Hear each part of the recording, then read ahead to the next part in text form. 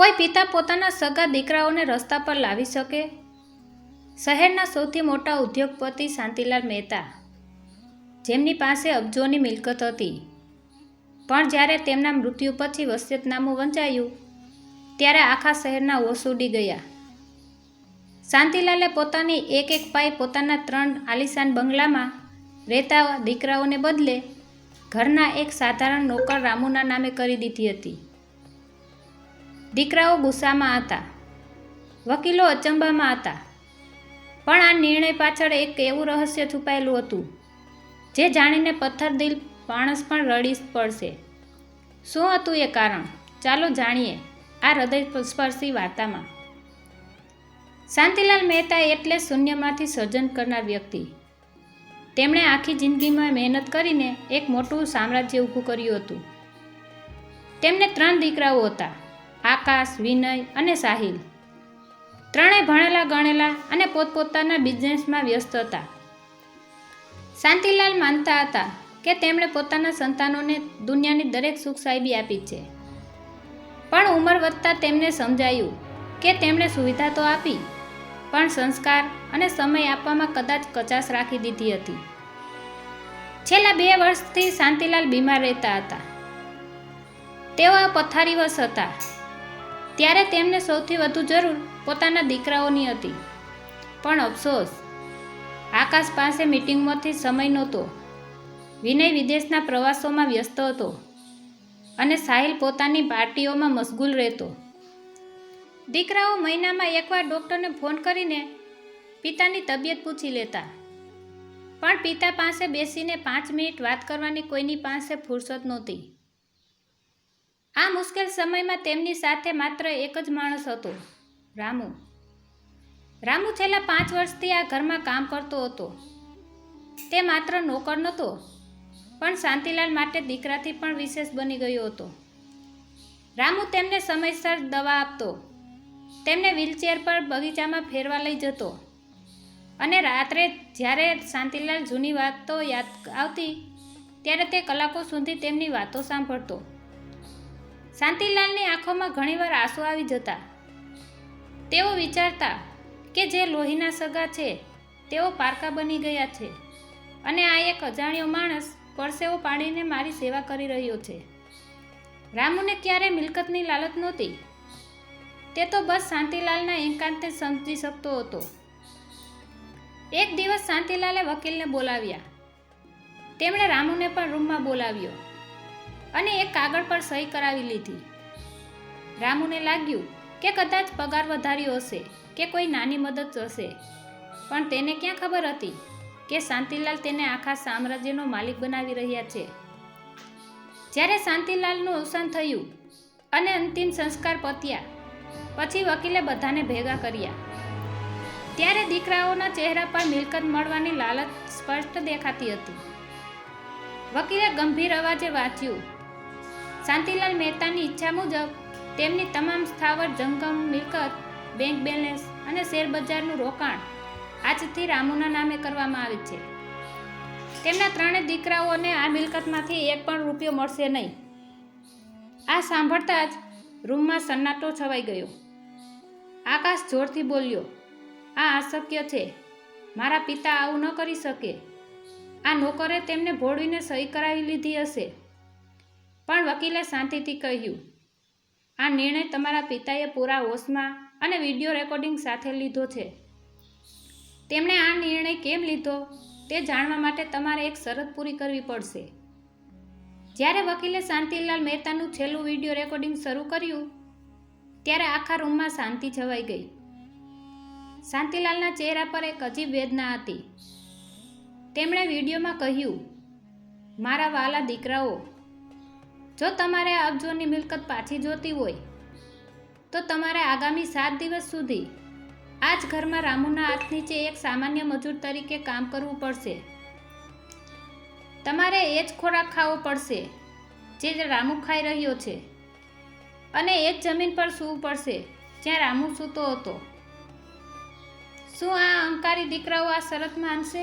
અને શું રામુ હવે આલીશાન હવેલીનો અસલી માલિક બનીને દીકરાઓ પર રાજ કરશે? આકાશ, વિનય અને સાહિલના ચહેરા ગુસ્સાથી લાલચોળ થઈ ગયા હતા.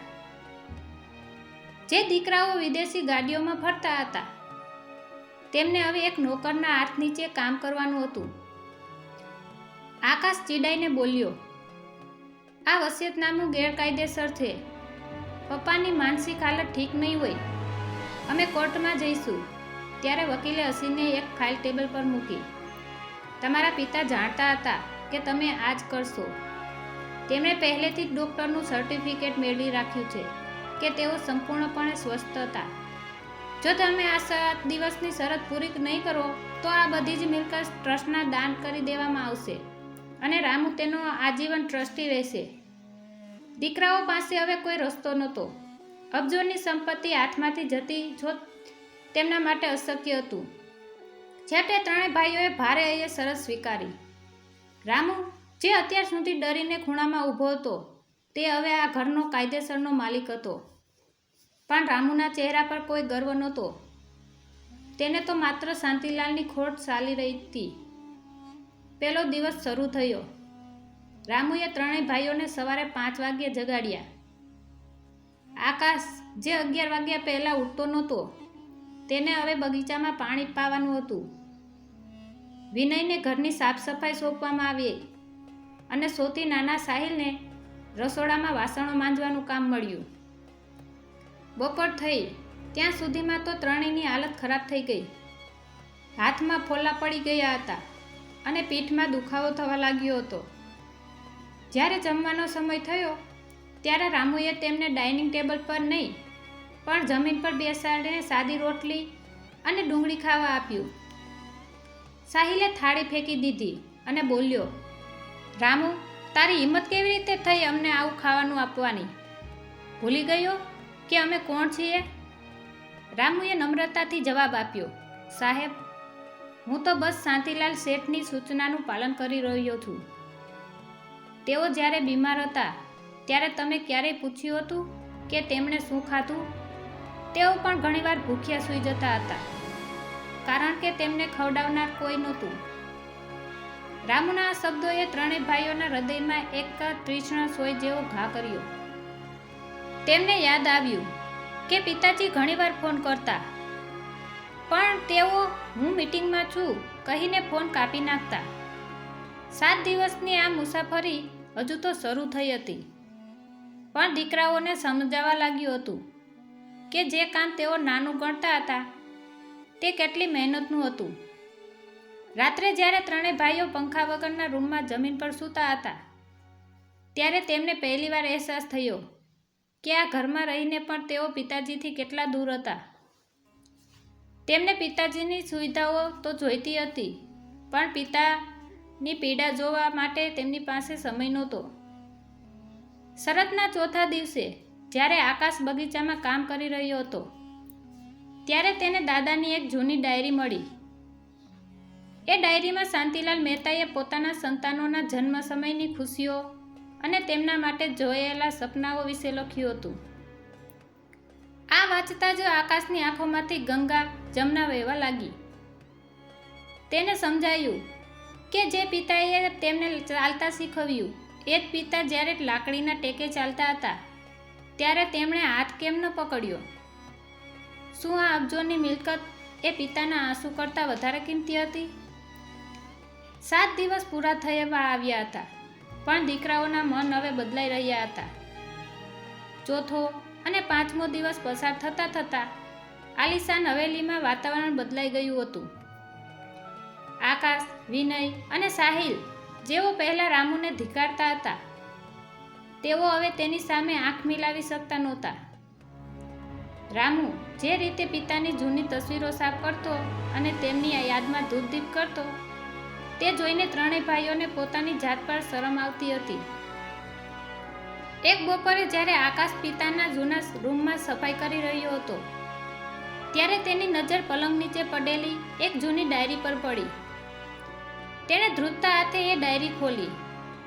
પહેલા જ પાના પર શાંતિલાલ મહેતાએ લખ્યું હતું, આજે મારો મોટો દીકરો આકાશ પહેલીવાર બોલ્યો, પાપા, મને એવું લાગે છે કે આ દુનિયાની બધી મિલકત આ એક જ શબ્દ સામે ઓછી છે. હું તેને દુનિયાનો સૌથી સુખી માણસ બનાવીશ.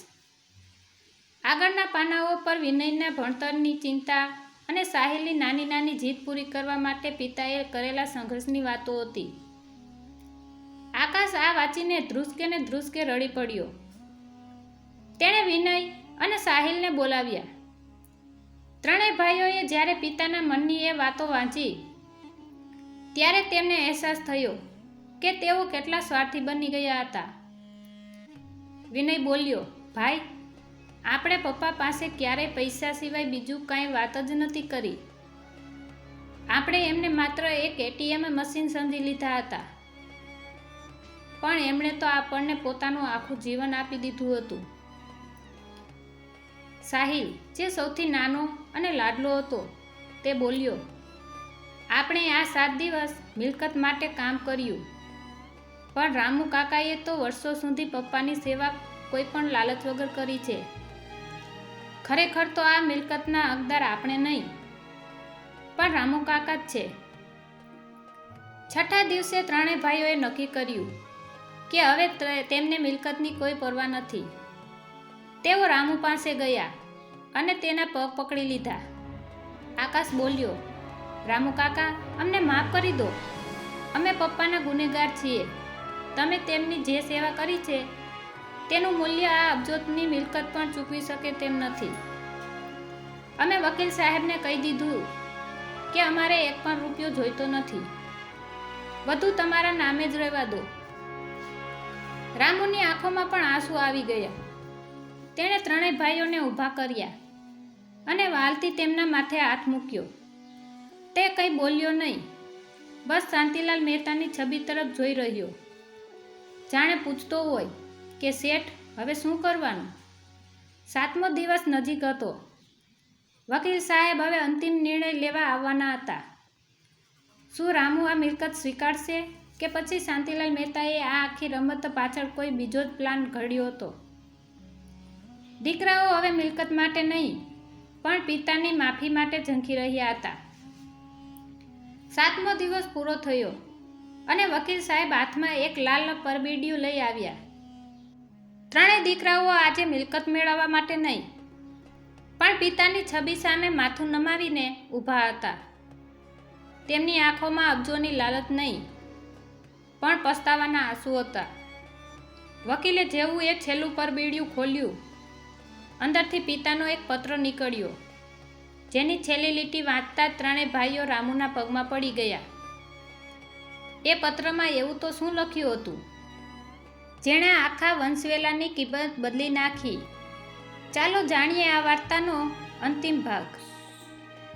વકીલ સાહેબે ગંભીર અવાજે પત્ર વાંચવાનું શરૂ કર્યું. મારા વાલા દીકરાઓ, જો તમે આજે આ પત્ર સાંભળી રહ્યા છો તો એનો અર્થ એ છે કે તમે 7 દિવસની એ કસોટી પૂરી કરી છે. મને ખબર હતી કે તમે મિલકત માટે આ શરત માનશો, પણ મારો હેતુ તમને મજૂરી કરવાનો નહોતો, પણ તમને એ અહેસાસ કરાવવાનો હતો કે રામુ જેવી વ્યક્તિ જે પ્રેમ અને સેવા આપે છે તેની કિંમત અબજો રૂપિયાથી પણ વધુ છે. પત્રમાં આગળ લખ્યું હતું, તમને જાણીને નવાઈ લાગશે, પણ રામુ કોઈ અજાણ્યો નોકર નથી. રામુ એ જ મિત્રનો દીકરો છે જેણે મારી યુવાનીમાં મને આ બિઝનેસ શરૂ કરવા માટે પોતાની જમીન વેચીને પૈસા આપ્યા હતા. મેં આખી જિંદગી એ ઋણ ઉતારવા રામુને મારી પાસે રાખ્યો, પણ તેણે ક્યારેય હક ન માંગ્યો. દીકરાઓ, મિલકત તો હું તમને જ આપવા માગતો હતો, પણ મારે જોવું હતું કે શું તમે એ મિલકત સાચવવા લાયક માણસ બન્યા છો કે નહીં. વકીલે પત્ર પૂરો કર્યો અને કહ્યું, શાંતિલાલ મહેતા વસિયતનામામાં સુધારો કર્યો છે. જો 7 દિવસ પછી દીકરાઓ રામુને સન્માન આપે અને પોતાની ભૂલ સ્વીકારે તો મિલકતના 70% ભાગના માલિક દીકરાઓ બનશે અને 30% ભાગ રામુનો રહેશે, જેથી તે પણ આજીવન સન્માનમાં જીવી શકે. પણ જો દીકરાઓ હજુ પણ અભિમાની હોય તો બધું જ ટ્રસ્ટમાં જશે. આ સાંભળી આકાશ, વિનય અને સાહિલે એકબીજા સામે જોયું. આકાશે આગળ વધીને રામુના હાથ પકડ્યા અને કહ્યું, રામુ કાકા, પિતાજીએ અમને જે પાઠ ભણાવ્યો છે તે આ મિલકત કરતાં પણ મોટો છે. તમે અમારા પિતાની જે સેવા કરી છે તે ઋણ અમે ક્યારેય નહીં ઉતારી શકીએ. તમે હવે આ ઘરના નોકર નહીં પણ અમારા સૌથી મોટા ભાઈ છો. તે દિવસે આલિશાન હવેલીમાં પહેલીવાર ખડખડાટ હાસ્ય અને પ્રેમનો ગુંજારો સંભળાયો. શાંતિલાલ મહેતાની તસવીર પર ચઢાવેલો હાર જાણે હસી રહ્યો હોય તેમ લાગતું હતું. જે દીકરાઓ પહેલાં એકબીજા સાથે મિલકત માટે લડતા હતા તેઓ હવે રામુ સાથે મળીને પિતાના અધૂરા સપનાઓ પૂરા કરવા માટે એક થયા હતા. રામુએ મિલકતનો પોતાનો ભાગ સ્વીકાર્યો પણ તે ક્યારેય શેઠ ન બન્યો. તે એ જ જૂના ઓરડામાં રહ્યો અને આખા પરિવારને એક રાખવાનું કામ કરતો રહ્યો. શાંતિલાલ મહેતાનો આત્મા આજે ખરેખર શાંત થયો હતો, કારણ કે તેમણે તેમના દીકરાઓને માત્ર મિલકત જ નહીં પણ એક પરિવાર પણ આપ્યો હતો. આ વાર્તા આપણને શીખવે છે કે માતા પિતાની સેવા એ દુનિયાનું સૌથી મોટું પુણ્ય છે. સંપત્તિ તો ભાગ્યથી મળે છે પણ સંસ્કાર અને પ્રેમથી મેળવેલો પરિવાર સાચો વારસો છે.